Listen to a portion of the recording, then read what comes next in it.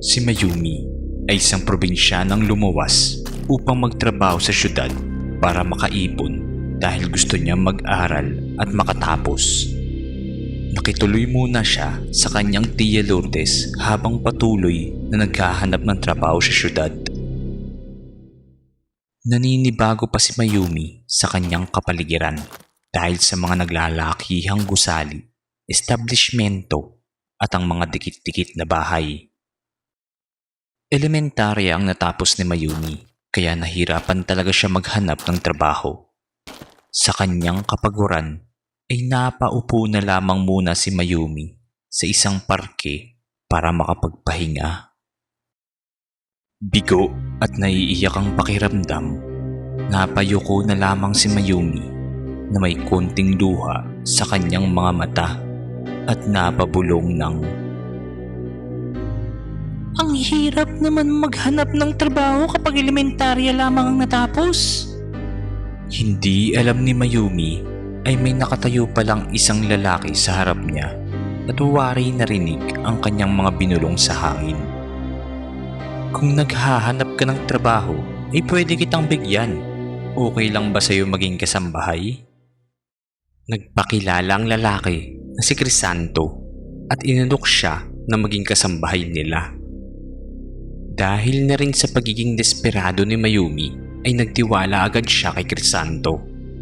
Ipinakilala agad ni Crisanto si Mayumi sa kanyang asawa na si Natasha at sa nag-iisa nilang anak na si Carmelita na nasa parke rin.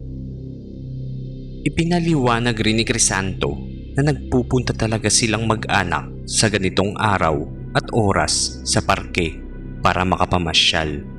At sa mga oras na yun ay nagkaroon na ng trabaho si Mayumi. Hindi rin naglaon ay napagdesisyonan na ng mag-anak umuwi. Isasama muna nila si Mayumi sa kanila para makapag-umpisa na agad siya. Ngunit nagsabi si Mayumi na kukuha muna sana siya ng mga gamit at damit sa kanyang tinutuluyan. Pero pinigilan na siya ng mag-anak at sinabi na marami silang damit sa kanilang bahay at yun na lang muna ang gamitin ni Mayumi para makapag-umpisa na agad siya. Pumayag na rin si Mayumi sa suhestyon ng mag-anak.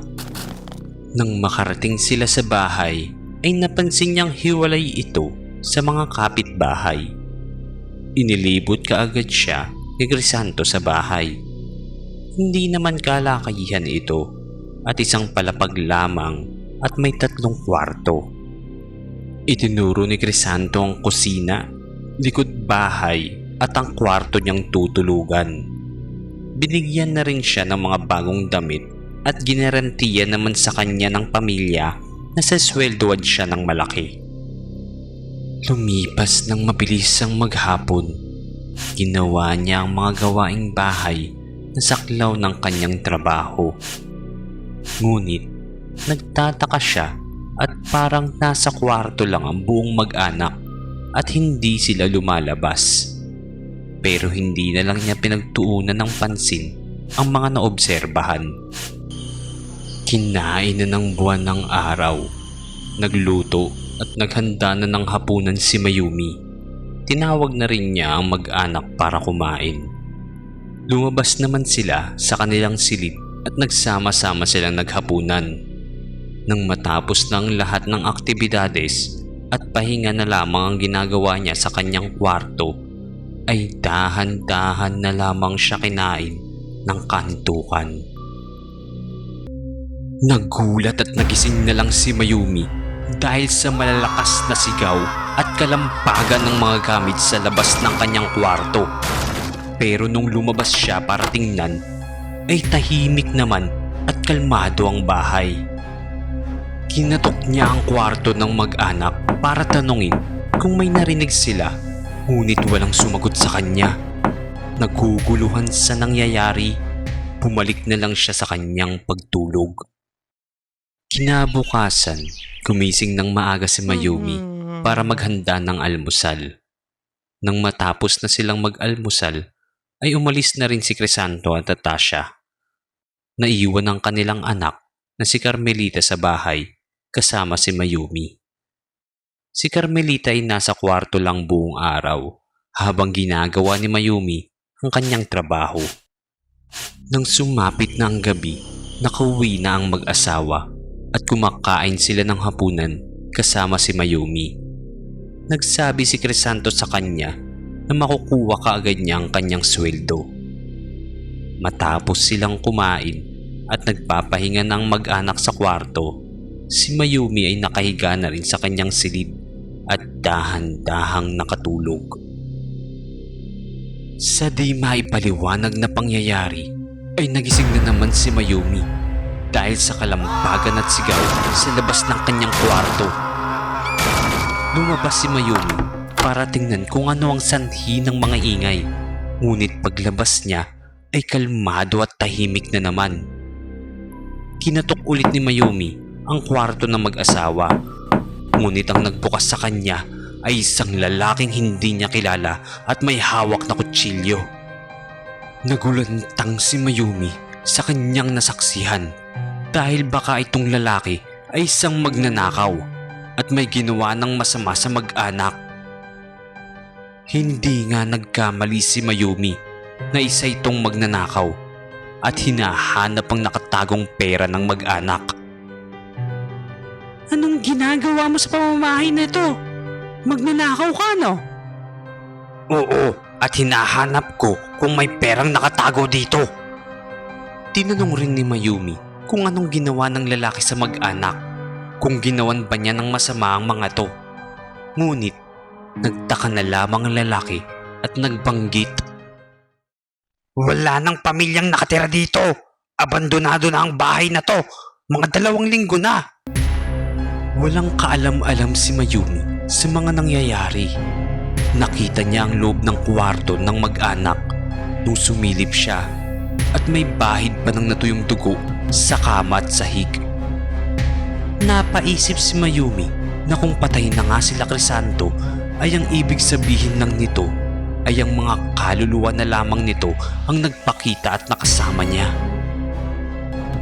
Tinutukan siya ng kutsilyo ng magnanakaw at nang akmanan niyang sasaksakin si Mayumi ay biglang nagpakita sa harapan ng magnanakaw ang mga kaluluwa ng pamilya na nababahira ng kanilang mga dugo. Sa sobrang pagkabigla ng magnanakaw ay nagsisigaw ito ng nagsisigaw. Patay na kayong lahat! Bakit pa rin kayo nandito? Sa sobrang takot ng magnanakaw ay tumakbo ito papalabas ng bahay.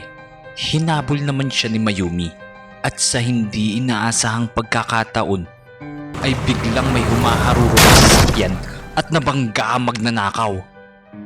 Hindi alam ni Mayumi kung tadhana ba ang kumampi sa kanya o nagkataon lang dahil mga pulis ang nakabangga sa magnanakaw. Hindi naman namatay ang magnanakaw. Dinakip na rin ng mga pulis ito at kinuwento lahat ni Mayumi ang mga nangyari.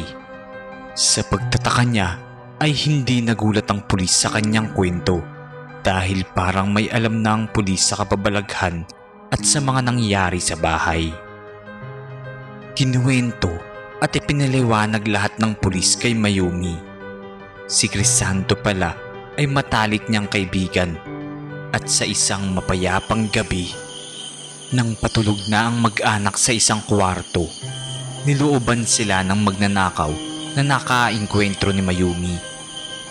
Pinatay ang buong mag-anak sa kwarto at parang bagyong dinaanan ang bahay nung umalis ang magnanakaw. Hindi nahuli ng mga pulis ang magnanakaw pero hindi nila inaasahang babalik ito para hanapin kung may mga nakatagong pera sa bahay. Napapabalita daw na laging nagpapakita ang kaluluwa ni Crisanto at ang pamilya nito sa bahay. Kinagawa pa rin ang mga nakagawian nila. Sinabi ni Mayumi sa pulis na nakilala niya si Crisanto sa parke malapit sa bahay. Ipinaliwanag naman ng pulis na laging nagpupuntang mag-anak sa parke para mamasyal nung nabubuhay pa ang mga ito. Halo-halo ang nararamdaman ni Mayumi sa mga pangyayaring nagaganap.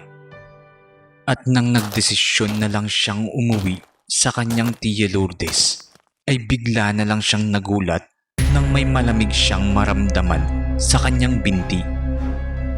Sa may bandang bulsa, ngunit hindi na niya ito pinansin.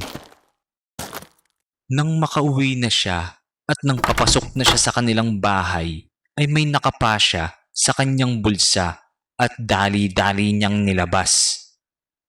Pera, malaking pera, ang nakuha niya sa kanyang bulsa. Ang alam niya ay wala naman ito kanina. At nang suriin niya ay may sulat na nakalagay na nagsasabing, "Ang sweldo mo, Mayumi.